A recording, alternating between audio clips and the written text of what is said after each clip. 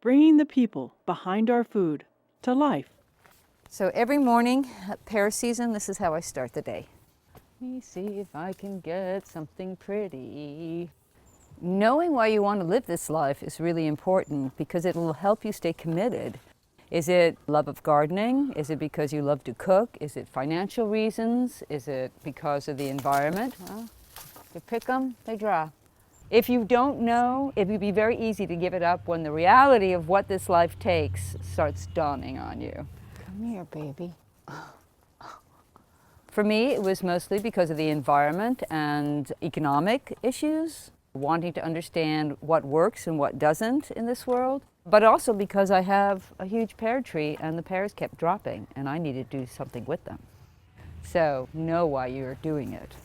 These are the ones I picked, but most of the pears, because this pear tree is so huge, it wasn't pruned in its early years, the pears plummet to their pear demise, and I just go picking them up.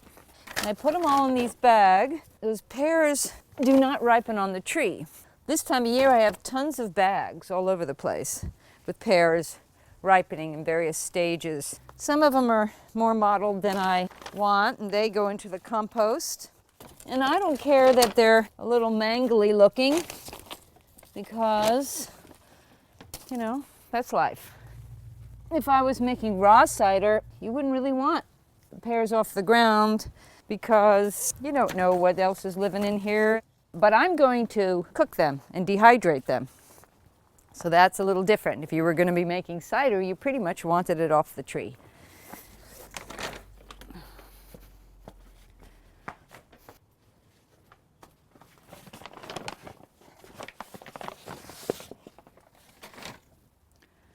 So not everybody has the same time and money and skills to do this.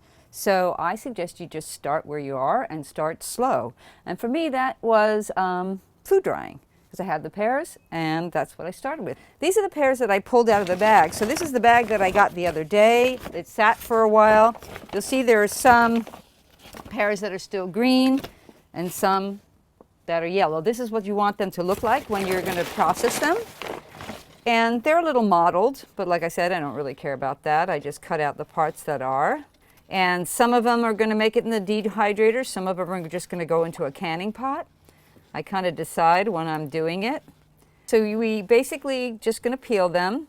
And I have in this bowl a little orange and lime that I had just to acidify a bit so they don't color. So you can see all this nastiness. I just kind of cut it out. I'm pretty aggressive with it because I'm going to, in a moment, just lie them in my dehydrator and dry them all. Okay, this is about a layer. I'm going to put my machine on and I'm going to put my lid on. This has many, many layers. I can keep stacking and stacking. Every time I have another one, and that's how Rome is built. And you want to decide if you're going to have it in your pantry, which means that you want it to be fully dried all the way through, otherwise it would mold. Or if you like it a little bit more soft, then you might want to keep it in your refrigerator so that it's a little bit more pliable, but that means there's more moisture in it and it could mold. Lots of things you can dry. You can dry vegetables, you can dry off your fruits, dry your herbs, pretty much anything.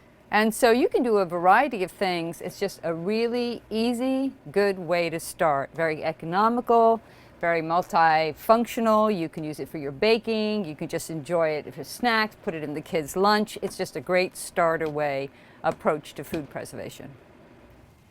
You should start the season with a game plan, understanding what's going to happen in the beginning of the season and understand what you have time for. For me, I've been doing it for a while. I start with strawberry jam at the very beginning in June, and I go all the way to November when I freeze walnuts. But that's me. I've been doing it for a long time. For you to know what you really want to do, what month the produce is going to be ripe, whether you have the time, can you set aside the time to do it, and mark it on your calendar. Give yourself 1 or 2 weeks of flex, because peaches will not necessarily ripen when you think they will. Know the orchard you want to get them from if you're going to be picking yourself, and they'll put you on a mailing list so you know. But it's something to think about, your game plan, what's really important to you. Do you want to do applesauce? Know what variety you want. These are Gravensteins because I like to use it for making sauce, and that comes earlier in the season. So know the seasons, know the variety, and start simple. Like I said, your first year you might just want it to be jam and stop there, or drying fruit, whichever you do. But know that everything has a season, and having a game plan will really help you.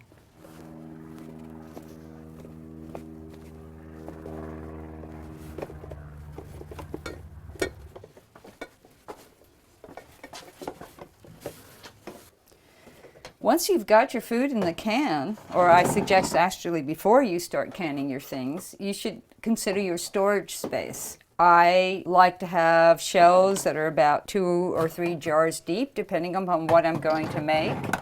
This is just my downstairs pantry. I have another space upstairs. But do know where you're going to put everything.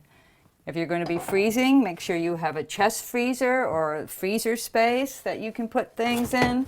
And remember, at some point, all these bottles are going to be empty, so you want to make sure you have space for your empties and the empties that you're also buying for the following year. So I'm just at the beginning of the season, and I have my syrups made, I have my dilly beans made, I have some jam, my peaches, grape leaves. So this larder is going to be completely full by the time the season's over. But right now, some of the empties that are going to be used for sauce and for tomatoes, I have them here, and then I have them in other places in the house because I do a lot of canning, and I need more space in this, and I use my upstairs as well. And as you can see, you're going to need a lot of space, depending upon, again, how much food preservation you do. So you want to bring some of the stuff you use on a regular basis, the stuff that you're going to use in your cooking, up to your upstairs pantry. I like to have a good selection of what I'm going to cook with, so I don't have to go trucking downstairs every time I want something. I also like to have some of my grains. I buy my grains wholesale. I buy them around October. My beans and corn from local farmers at an annual Shop Your Pantry event. And that too you can buy in large quantities and use it throughout the year. So I keep larger quantities, again, downstairs or in bigger containers here, and then I put them in sort of usable sizes here so I can just easily access them. So this is my upstairs pantry for my dry goods. And that's part of the game plan, thinking about your storage space.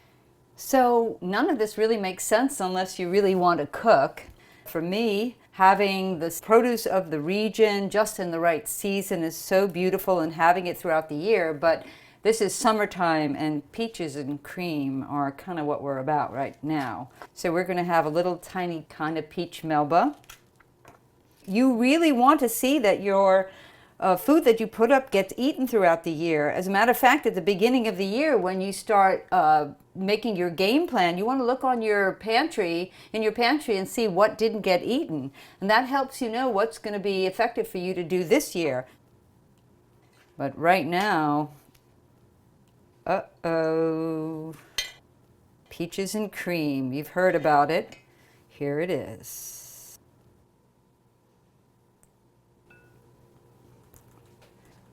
I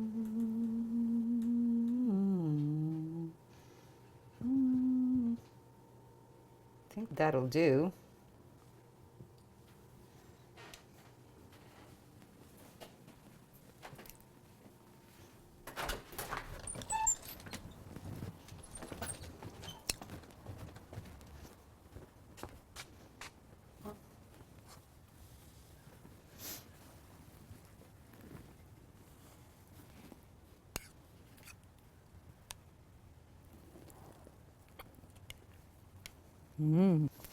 So over time, you'll figure out really what works for you.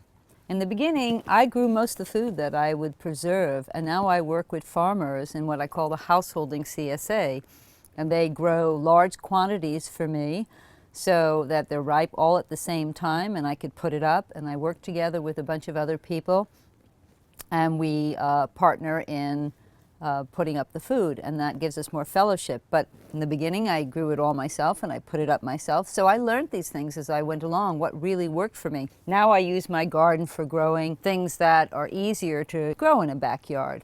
So those things you discover as you go along, you'll find if you have the time, if you have the real commitment, and if this is really the life you want. I totally encourage it because I love it. But you'll figure out something that's appropriate for you. Start slow, do a game plan, be realistic, and have fun. Oh, this has started to boil. They didn't have bread at the store, and when they did get bread, it was more expensive than making it yourself, you know. World War II came in the early 40s. Women could find jobs, and they didn't have time to cook things that took time